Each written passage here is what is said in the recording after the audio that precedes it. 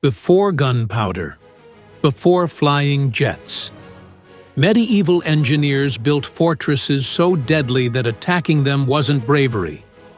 It was suicide. These places weren't just castles. They were death traps, engineered to crush armies long before they ever reached the gate. Cliffs that swallowed armies of thousands. Gatehouses that turned men into human targets.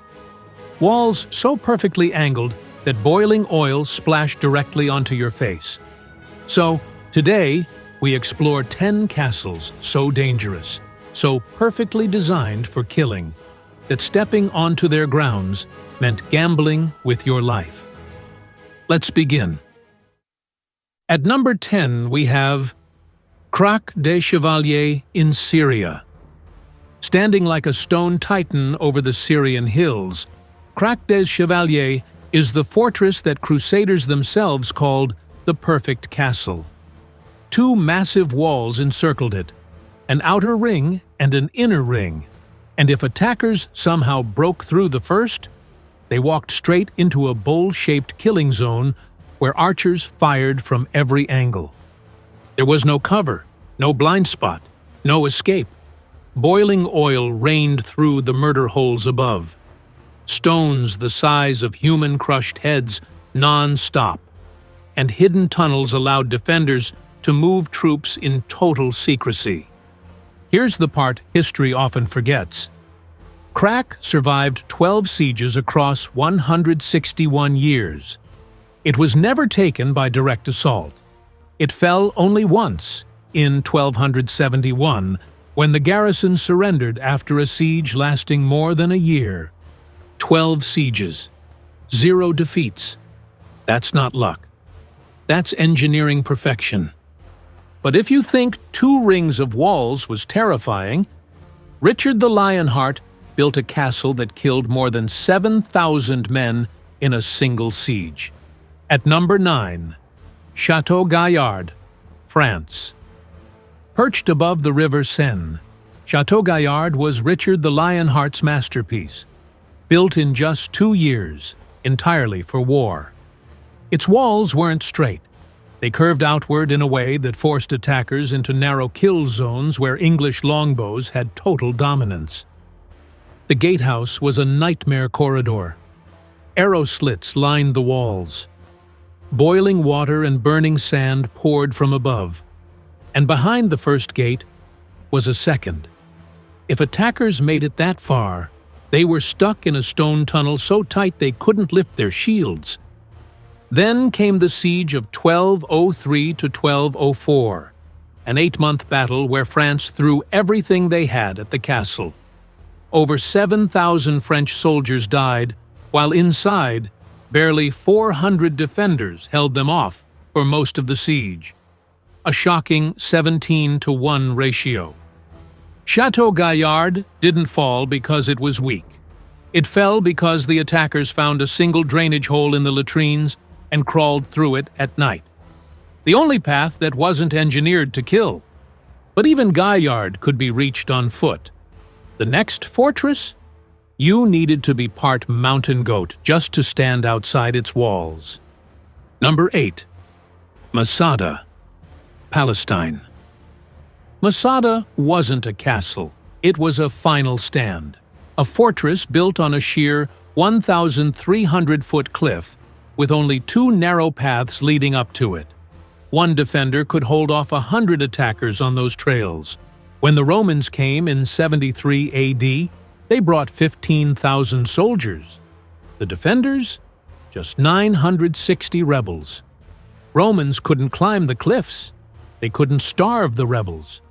So they built the impossible, a 375-foot-high siege ramp, the largest ever built in ancient history. It took 3 years. Every day, the defenders watched as Romans slowly changed the shape of the mountain itself. Masada didn't fall because the Romans broke the gates. They never breached them. It fell because the defenders, knowing the end was near, chose death over capture. Masada weaponized height.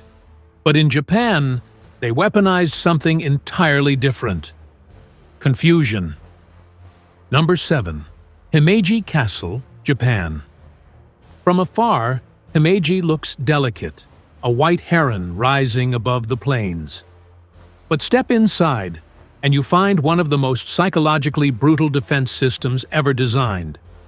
The pathways twist and turn like a maze, intentionally built to disorient attackers. Many paths lead to dead ends. Others circle the castle in loops, designed to trap invading troops under arrow fire.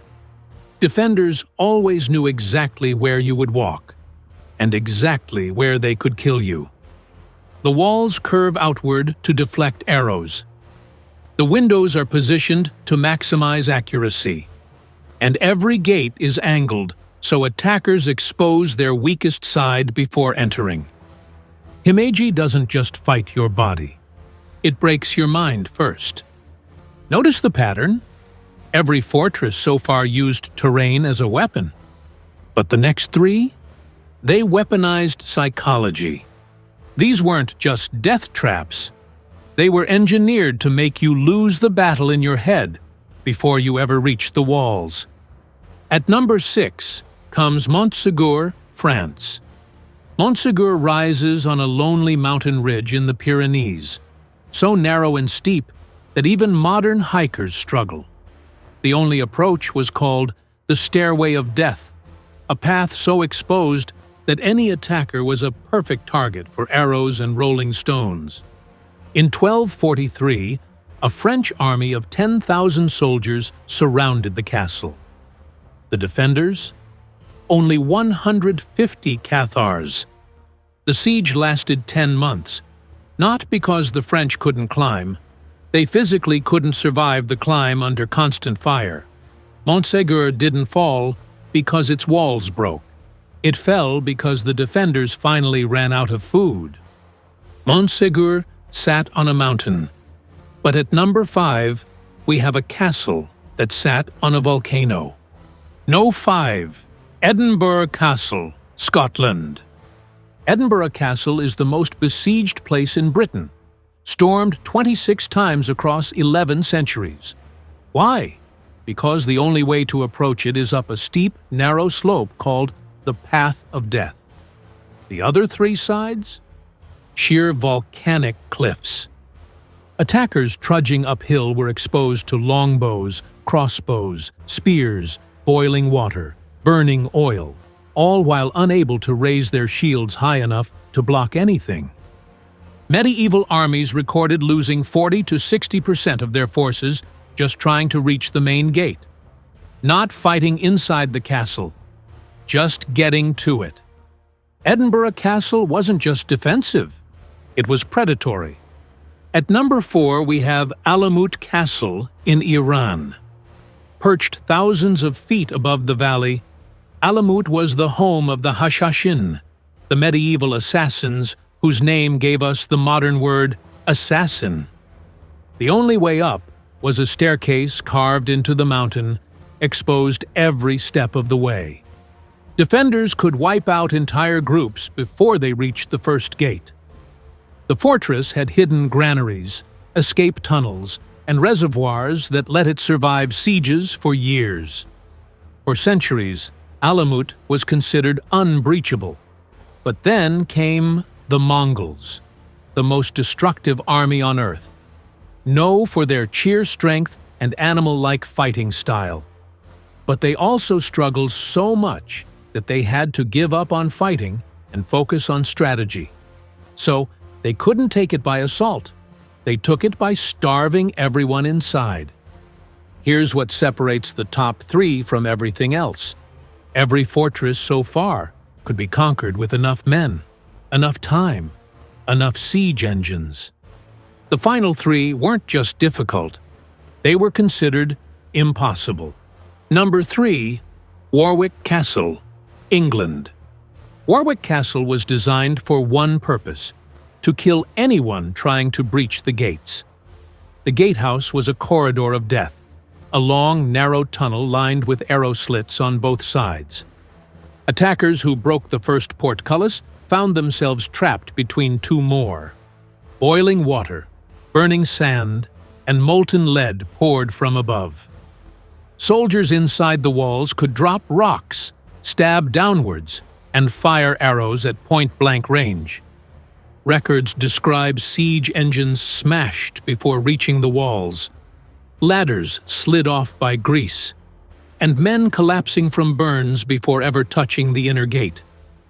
Warwick wasn't a castle, it was a meat grinder. But if Warwick was brutal, Conwy was precise, engineered like a mathematical weapon. Number 2, Conwy Castle, Wales. Built in just 4 years by 1,500 workers, Conwy Castle was Edward I's crown jewel, costing the modern equivalent of $50 million, maybe more. Its 8 circular towers were angled so archers had overlapping kill zones. The walls were thick enough to withstand weeks of bombardment, and the castle had a secret sea gate so defenders could resupply under siege. Conwy survived 5 major sieges without falling. Every angle, every wall, every tower was calculated with geometric precision to maximize defense. Conwy may have been perfect geometry, but the most dangerous castle ever built wasn't built at all. It was carved into a mountain. At number 1, we have Predjama Castle, Slovenia. Predjama Castle is half fortress, half cave system, perched high inside a cliff face. Attackers approaching the gates had no idea defenders could vanish into tunnels, reappear behind them, and escape through hidden forest exits. The castle housed natural caverns, secret passageways, and elevated firing holes that made attacking it nearly impossible. You weren't fighting a wall. You were fighting an entire mountain. Predjama was never taken by siege, never breached, never starved out. The lord inside, Erazem of Predjama, died only when an attacker timed a cannon shot to hit the castle's outhouse while he was using it. The castle itself remained undefeated. These weren't just fortresses, they were weapons, masterpieces of medieval engineering built to break armies, crush hope, and protect kingdoms at any cost. Every stone still standing today carries the scars of wars that shaped history. In our next video, we dive into something even darker: how medieval executioners actually lived, and why entire towns feared them. Subscribe so you don't miss it. Because history isn't written only by kings, it's carved into castles like these.